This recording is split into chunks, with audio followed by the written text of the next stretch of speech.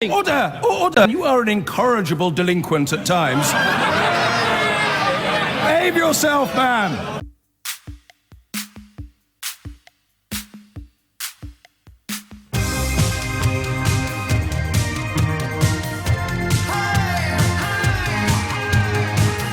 You are listening to James O'Brien on LBC, where if anyone wanted to mount a spirited defence of governmental plans to build the HS2 from this end of the line, or indeed the other end of the line in Birmingham, then no one came forward, which is, I think, pretty emblematic, given that ordinarily on this programme I can find somebody to defend or indeed attack absolutely any position on absolutely any issue. Very hard to find cheerleaders for HS2, and the more detail that emerges, the harder that quest becomes. So let's move on now to altogether different territory.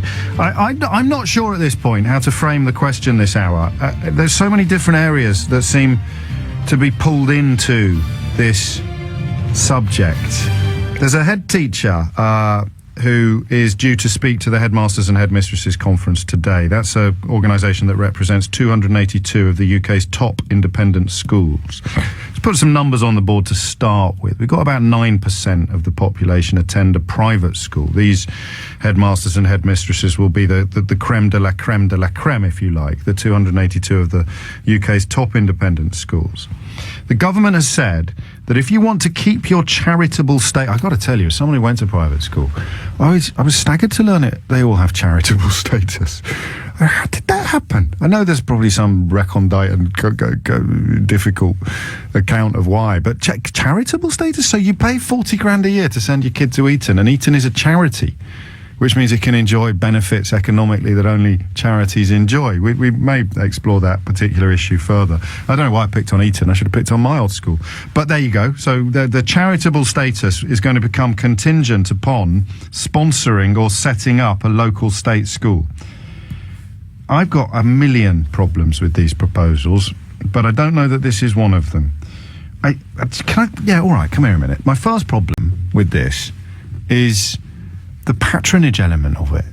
So here is, bog standard secondary modern, and here is, let's call it, I think of a name for a posh school that we haven't actually come up. Here's Grey Towers, okay? Here is Grey Towers College, which has been educating the sons of the gentry since 1784. So here's Grey Towers College, and here is bog standard secondary. If Grey Towers College has to assume some form of patronage or responsibility for bog standard secondary, what do you think? And you can ring in and answer this if you want, although it's not the question that I'm nudging you towards. What will relationships be like between those two schools? I think what I'm framing here is an early fear that this is going to sort of entrench forelock tugging. What would your attitude be to me if my school was helping your school? There's a great piece in what's the name of the all-round? Ben Stokes' autobiography. Ben Stokes just published an autobiography, and he talks about going to one of the local private schools to play cricket, and they turned up, and I remember this happening at my school. They turned up in black jogging pants and white t-shirts, and then they're turning up to play against kids like I was, where, one of the schools we played against, Duncan Fernley's son went there, and Duncan Fernley made all the cricket gear. They had stuff like sight screens. We were 12 years old. They had sight screens and pitch covers. My second school, my public school, had an 18-hole golf course and about 30 tennis courts. Now, part of me thinks, absolutely those facilities should have been shared with a local comprehensive school. It would have been great if they had been. But then I've got two problems with that. One is the selfish problem that I don't really feel myself, but I'm not going to condemn anybody listening who does. Why the hell should I pay 30 grand a year so that them over there can use the facilities that I'm paying for? 0345 6060 973. And the second problem is a lot more nebulous. It's a lot more unformed in my mind. It's more of an intuitive fear that comes from, if you listen to my programme regularly, you'll know my politics are a little bit odd, actually, for a privately educated fella, in that I think that the system as it stands is largely unfair. I don't think, like a lot do, who were born 3-0 up, that I scored a hat-trick. I just got very lucky with my parents and my education. And the idea or the desire to extend that luck to others should see me supporting the idea that schools like mine should do more to help local schools. But what would the relationship be like? What would the relationship be like? Do you know, I had a housemaster who I never got on with at all, actually. And everything I did got me into trouble with him. But I remember on one particular occasion really seeing really getting the measure of the man. Because our sports centre, just the one bit of the school, must have come to some deal with the local council with regard to planning or funding. Because you were allowed to use it in the evening. So local kids could come and use it either as leisure users, they could use our swimming pool, Olympic size, needless to say, or our squash courts, half a dozen of them, needless to say, state of the art, or our weights room. And I think we hosted swimming for local schools as well. And as a result of that, I made friends with a couple of lads who were my own age, and I won't lie to you, they had sisters. And when you're at an all-boys monastic boarding school, that was someone worth making friends with. And I got spotted by my housemaster fraternising with boys from the local village. And that was an offence at my school. All right, we're going back 30 years. But that's what worries me about this proposal. What would the relationship be between the haves and the have-nots? How would it play out? I don't know if this is going to work as a radio phone, and it's too sort of theoretical, isn't it? But that's the angle I'm really, really interested in. And maybe we can make it work like this. So, were you Ben Stokes, the cricket all-rounder who went to, I think it was the Royal Grammar School in Newcastle, which my school looked down on? So our school was so full of snobs, we'd have looked down on the school that Ben Stokes, the cricket all-rounder, looked up to as an example of patrician excess. So, were you that kid who got taken under the wing of the local private school? What was it like when you were allowed to go and play cricket at the local private school? Do you think I'm being an idiot by saying, oh, I'm a little bit uncomfortable about how the dynamics of that relationship might break down, when what you're saying is, James, we got to play cricket with an actual bowling machine and real nets. I don't care if your mates thought we were plebs. We got to play cricket on a pitch we could only ever really have visited as tourists. I think I'm making sense. My discomfort comes from that notion of forelock tugging and division, social division. The headmaster in the story today, the one delivering this speech later in Stratford upon Avon, his discomfort, I think, comes from the fear of being forced to do it, i.e. being told if you don't open up your sports centre to the local comprehensive school, you'll lose your charitable status and all the tax breaks that come with it. Usually I'd be lining my sights up on him and saying, oh yeah, like you're going to do it voluntarily. But actually I think quite often these things are done voluntarily. As he says, the ability to drop by, share experiences, talk through problems is a great asset. Successful multi-academy trusts know this. So in the messy, complex real world, forcing independent and state schools together is fraught with practical difficulties and ultimately is unlikely to work. This is all about Theresa May trying to create a more conducive atmosphere for ordinary people rather than the privileged few. She says what we want is a government that ensures universities are taking more of a role in supporting schools and opening schools, that there's more of a contribution from the independent sector, that we increase the number of faith schools, that worries me slightly, and yes, that we lift the ban on people setting up or expanding selective schools. That was the grammar school speech, and the private education element of it got glossed over a little bit. Well, let's not gloss over it today. Let's look at it head on. Am I sounding like a sort of regressive lefty when I say to you, I don't know that it would be good for the kids at the state. I know what it is. Feels a bit like the sweet shop window. It's a bit like you're saying to lads who aren't lucky enough to be at a school with all these amazing facilities, come and squish your face up against the sweet shop window, have a look at us. Yeah. I'm sure things have changed, but when I started at Ampleforth in 1980-something, it was perfectly acceptable to call people peasants and plebs. We had special words for it, long before the word chav was even coined. Grockle, which actually means an incomer in the southwest of the country, I think, is what people in Devon and Cornwall call tourists. But it got adapted at my school. And this was the worst offence you could commit in the early 1980s at public school, was to be in any way common. And the way they spoke about people like the women that worked in the kitchens, or indeed the way that the lads, I still remember the fella's name actually, and his sisters, the lads that I made friends with, and other mates of mine at school made friends with them as well. I wasn't embarked on some sort of Jeremy Corbyn style long march to freedom. It just, I don't know how it would work. and it makes me uncomfortable, and I can't quite explain why, which usually is the point at which you come in and provide both clarity and power. Let's see if that happens today. 0345 6060 973. Should private schools be ordered to help state schools? And if you were on the other side of the sweet shop window, what was it like? What was it actually like? Because it probably distills, for me, the most potent notion of entitlement was the attitude that we were encouraged by our teachers to take towards children from less privileged backgrounds. There's a lot there. Anne's in Clacton. Anne, what made you pick up the phone? Well, I can understand where the government's coming from, because when I was a teacher in a school, there was a cleaning lady who worked with us who was married to a refuse collector, and they had a son who won a scholarship and got a means-tested bursary to an elite public school. And I thought that was absolutely fantastic. I couldn't believe it. But when I started looking into it, I realised that, this wasn't the norm at all.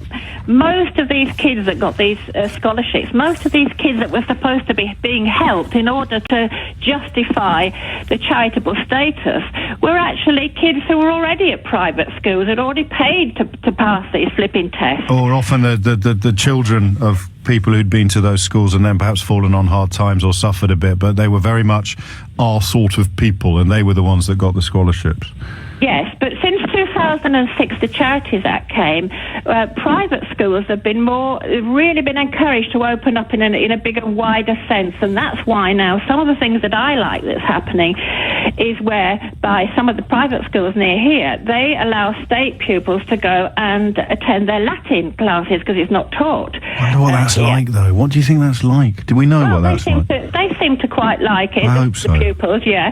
And they've opened up one of their sporting fields. And I think the government would like them to open up things like debating societies and whatnot. The thing is, although if private schools weren't classed as charities, the taxman would get about 250 million a year more from taxes and business rates.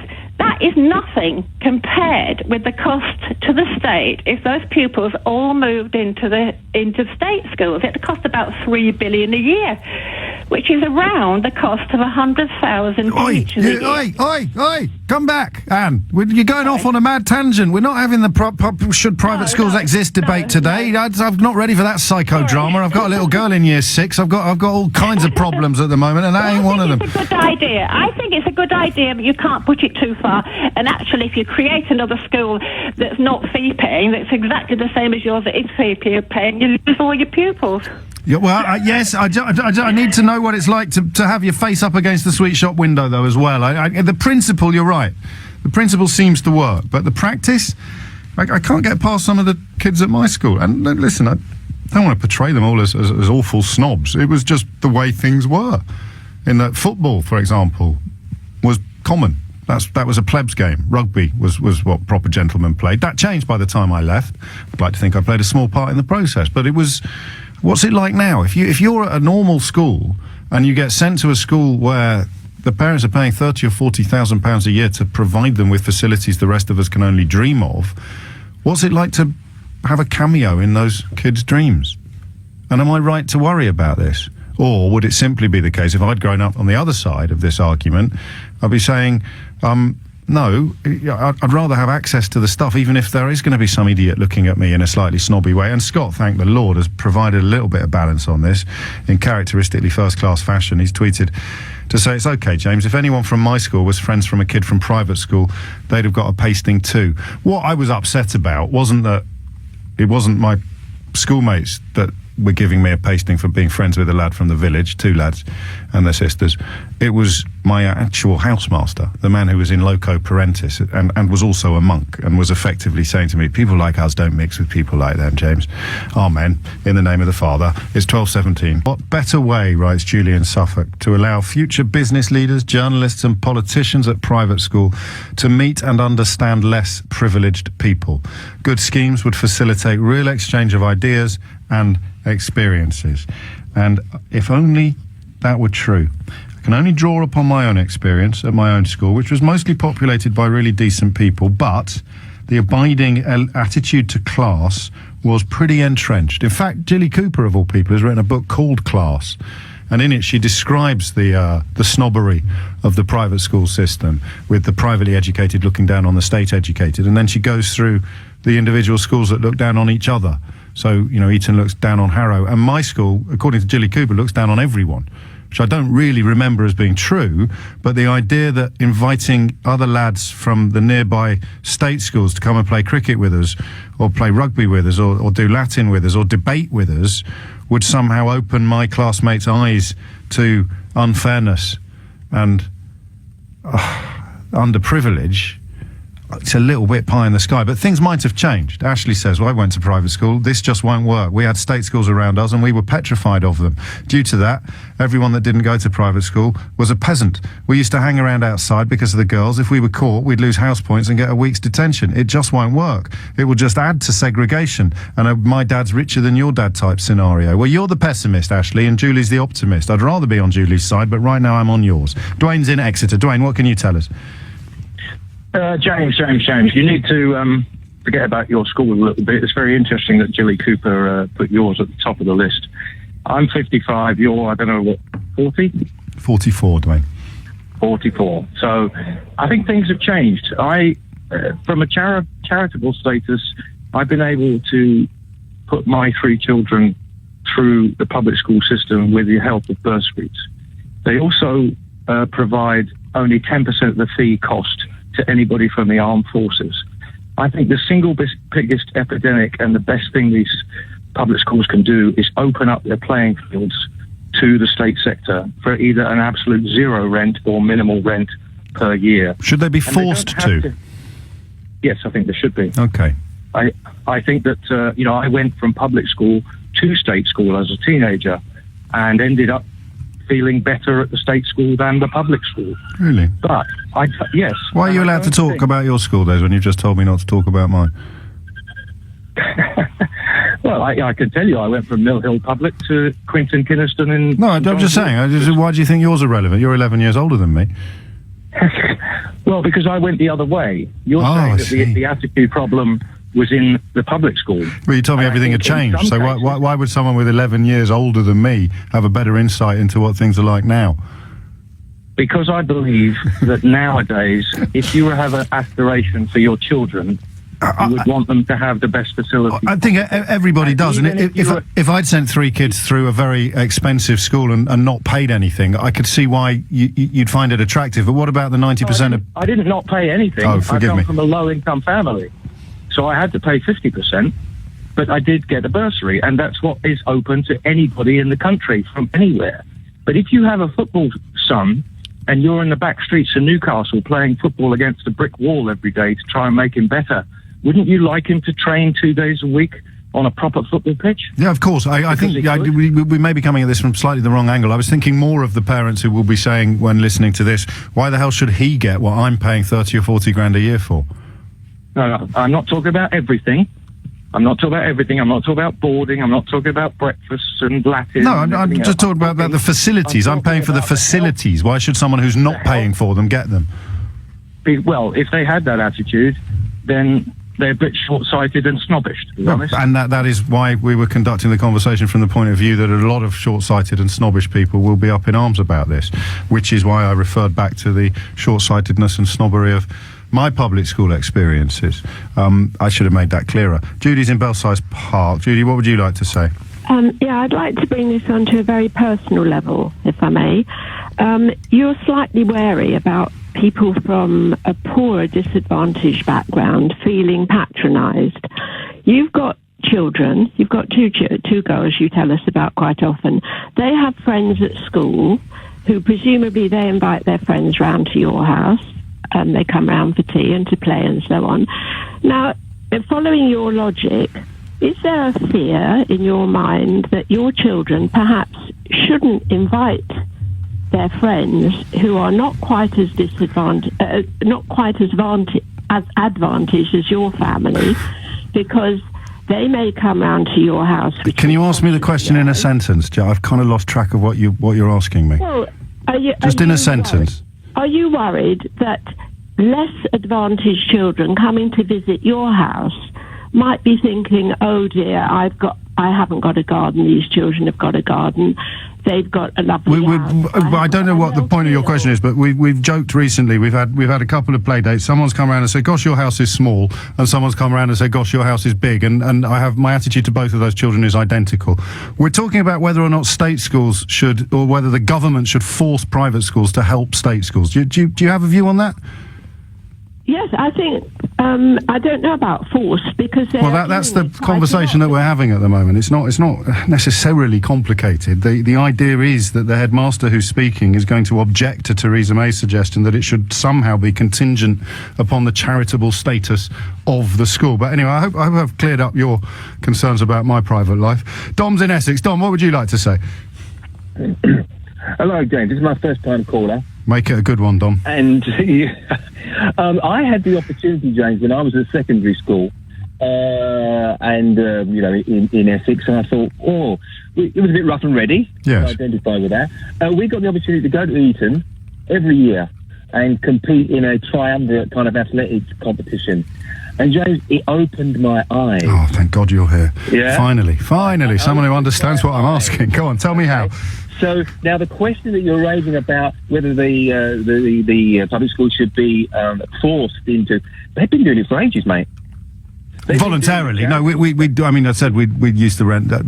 We'd have our sports hall as well, and a cricket I always remember because no one ever had the kit. What did you get out of it, though? In terms of it opened your eyes. It opened your eyes to what you didn't have. Well, the opportunities that were available and were accessible.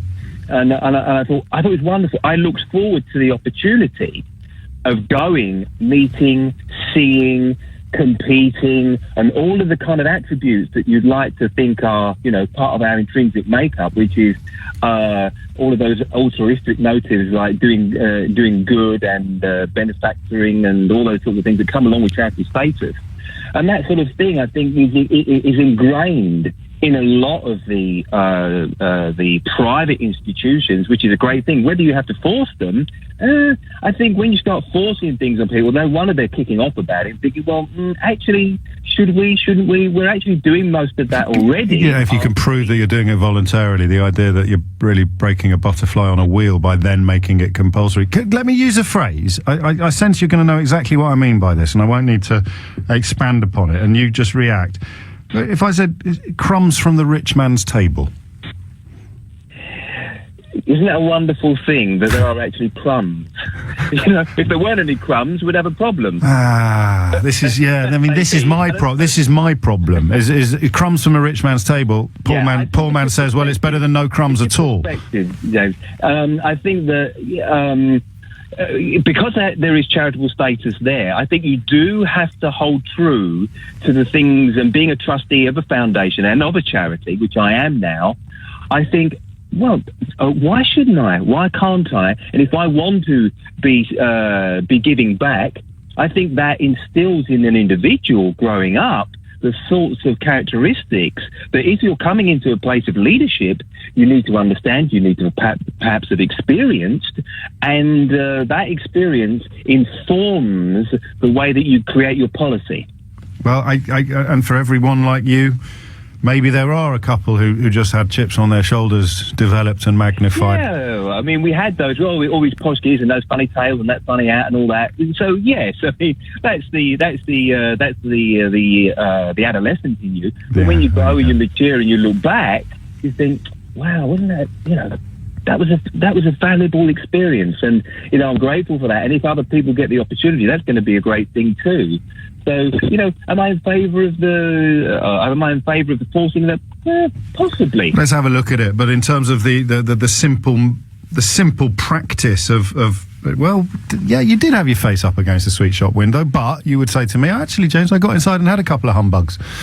I might park that analogy now. It's 12:32. We return imminently to this. It's actually, I mean, some of the texts that have come in on this, I think you've got a better understanding of the issue than the people who will actually make the decision. And we will explore further what that issue is. Should private schools be forced to do more to help state schools, in a nutshell? Before that, though, Theo Usherwood is in Birmingham. It took him ages to get there because, of course, there's no HS2 yet. And he has been witnessing the speeches that have been...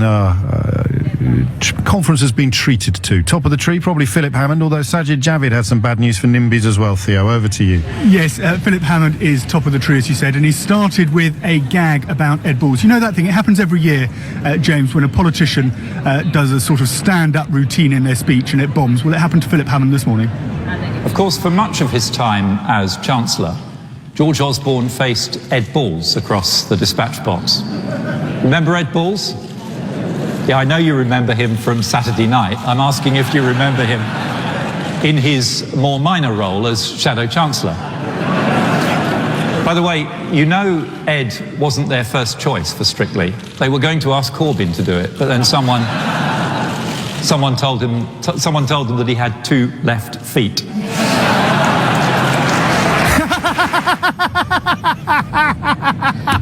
I thought you'd like that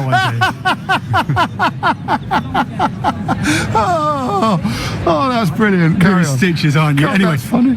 There was 2 left feet, though, because he's left wing, right? Yeah, that's the one. You got it. Right, moving on to the substance of his speech. Philip Hammond was talking about productivity. We have very low productivity, just to explain to listeners. That's per man hours per unit of production. In the UK, it's very low, well, very high, very low, i.e. lots of man hours are needed to produce very little compared to other countries. And this is something that Mr. Hammond wants to solve. But to deliver that strong, prosperous economy requires long-term sustainable growth. And long-term sustainable growth requires us to raise our national productivity. You probably know that our national productivity is lower than that of the US and Germany. Perhaps you even feel somewhat resigned to that fact. But did you know that it's lower than France and Italy too?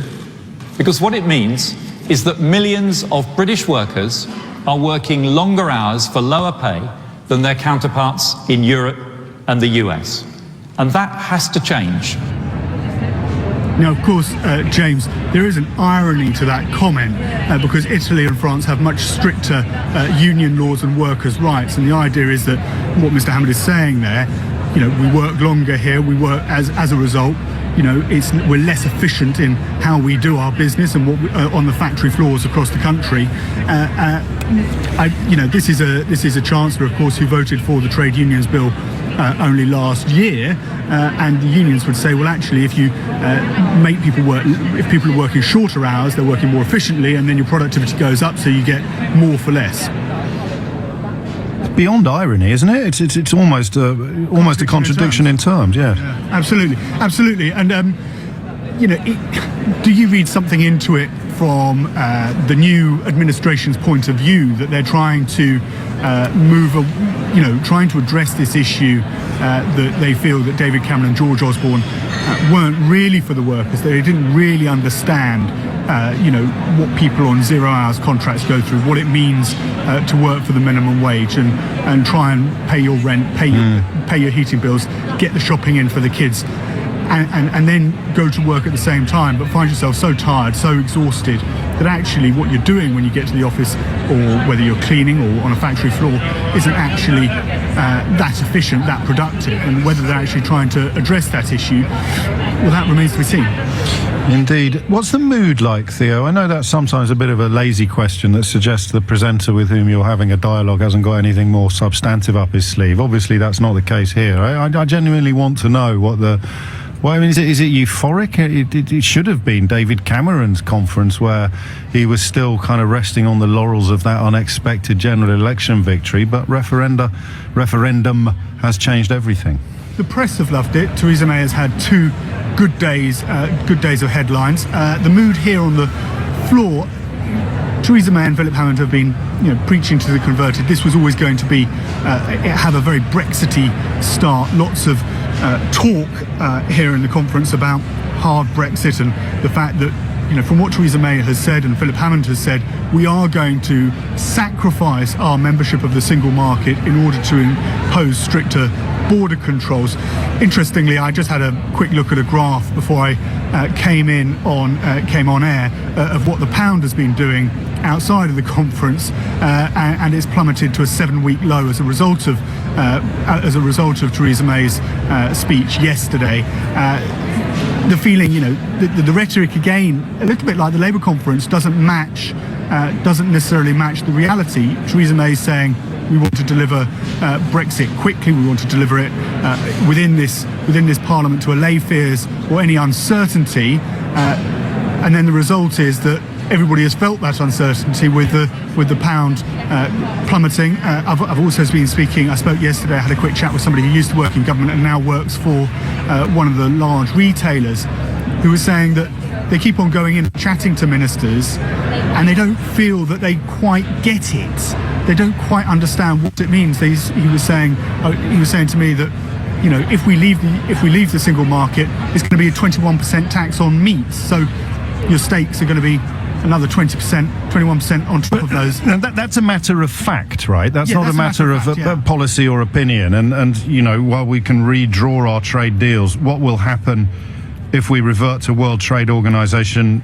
rules in the interim, as I think most of them are now suggesting we should do? It will put 20% on the cost of a sausage. And yes, and it will, because meat manufacturers happen to work with very small margins. So, and food manufacturers happen to work with very small margins. We're talking 3%. So there's no choice. You can't absorb that cost. That cost has to go onto the price of your packet, the packet steak you pick up from your local supermarket on your way home. There's no way of getting round it. And they don't feel, the retailer that I spoke to, was saying to me that they don't feel that the actual minister that they went to see actually understood the implications. It was sort of yes, and we'll just move on and do another meeting. Don't worry about that. There's plenty of other things you can eat instead of sausages or some such. Interesting. You enjoying yourself, Theo?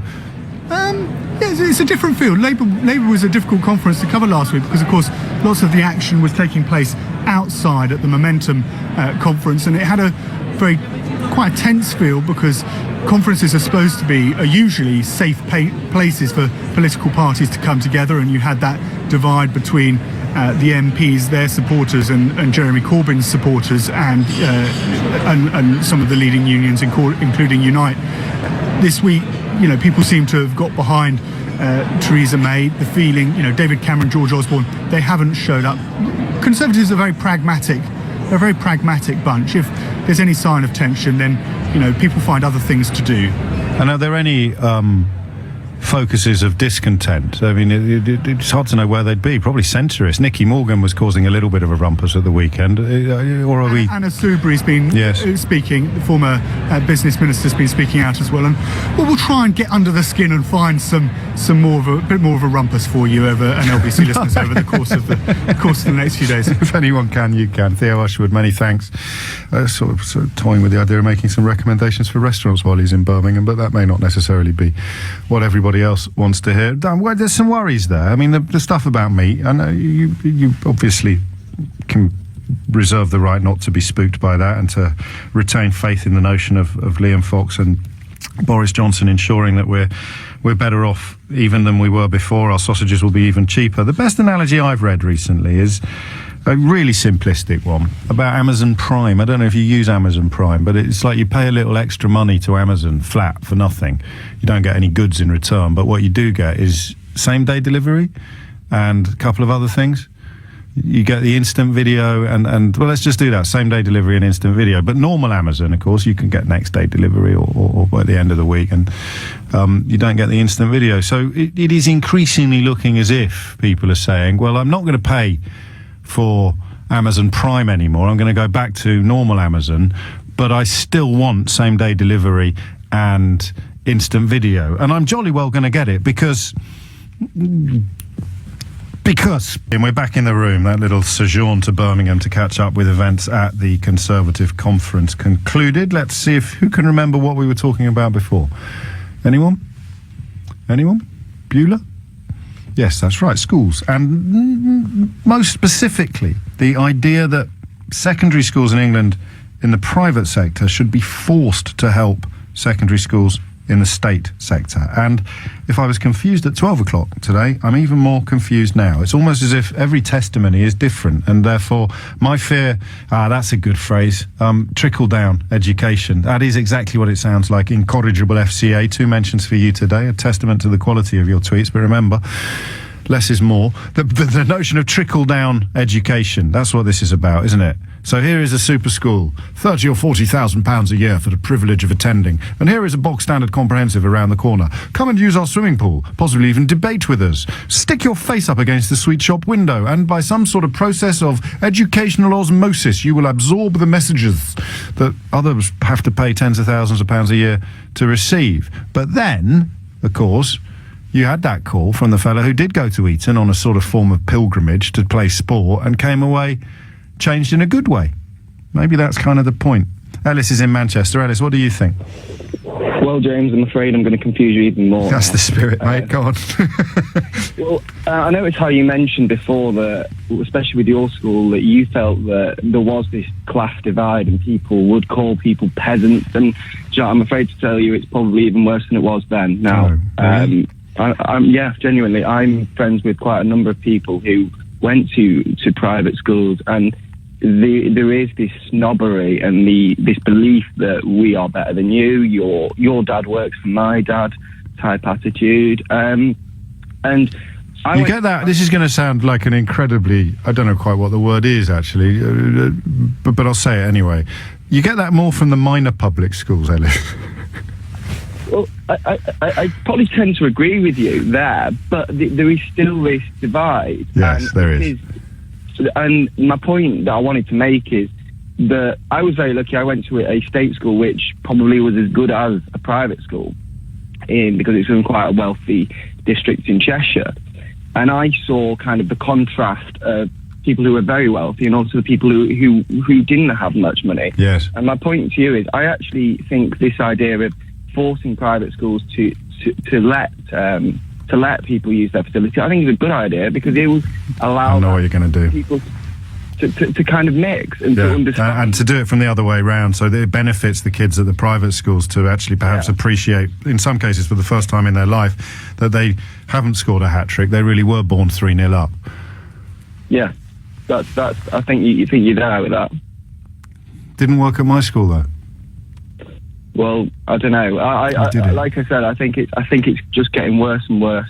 The idea. And if the gap socially and materially is getting bigger, then anything that actually brings the two together, even in a slightly patronising fashion for a game of cricket or a debate, has got to be better than doing nothing at all. And then I'm back to my crumbs on a table analogy, where it's crumbs on the rich man's table, and I forget the fella's name when he said, well, it's better than no crumbs at all. And I don't like that. It feels a little bit defeatist in the way that grammar schools feel a little bit defeatist, which is saying, yes, look, we can improve the quality of education for 25% of children who wouldn't ordinarily get that level of education. And if that means that the other 75% see their quality of education go down a bit, then that's a price worth paying.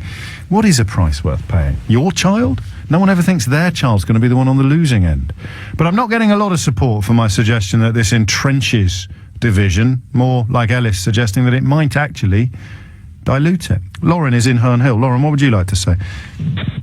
Hi, yes. I mean, it's interesting listening to everybody's opinion. Yes. And I agree with the last caller that the situation is worse. I've been to private school and state school, and I've had children who've been to private school and state school, and one of the reasons I was happy that my children aren't at private school anymore is the obscene snobbery.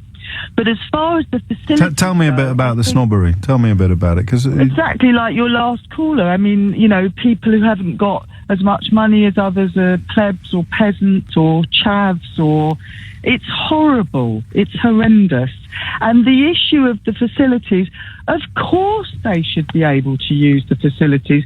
Aren't the people running the schools, which are charitable status, don't they care about children, or do they only care about children who have money? It's disgusting to think that the facilities aren't used.